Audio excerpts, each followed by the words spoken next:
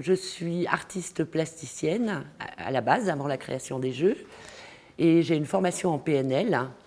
Et à un moment donné, dans ma vie, j'ai été amenée à soit choisir le chemin de la création, soit choisir le chemin de la connaissance de soi et du développement personnel. Et en fait, la création de mes jeux, c'est la combinaison des deux. Chaque jeu que je les crée à partir d'un objectif très précis, très personnel. Au début, je ne savais pas que j'allais faire des jeux. Le premier jeu que j'ai créé, c'était par rapport à ma petite fille, qui avait 5 ans, et je me suis dit, pour améliorer la communication avec elle, simplement en lui posant des questions, ça ne va pas.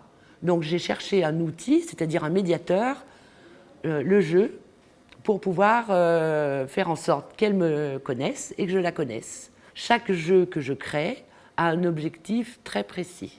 Le Camino, c'est un outil concret où on tire un verbe, une qualité, une action qui donne un axe pour la journée. Mais c'est très concret, c'est oser, tendresse, avancer sereinement.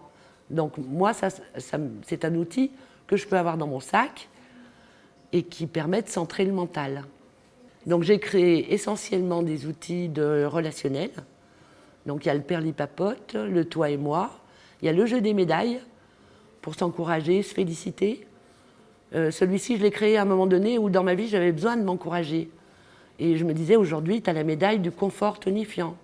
Aujourd'hui, tu as la médaille de l'éparpillement constructif. À force, j'ai noté toutes ces médailles en me disant, je vais peut-être en faire quelque chose. Voilà, la création de mes jeux, ça passe comme ça en fait. Oui, je suis assez fière de moi.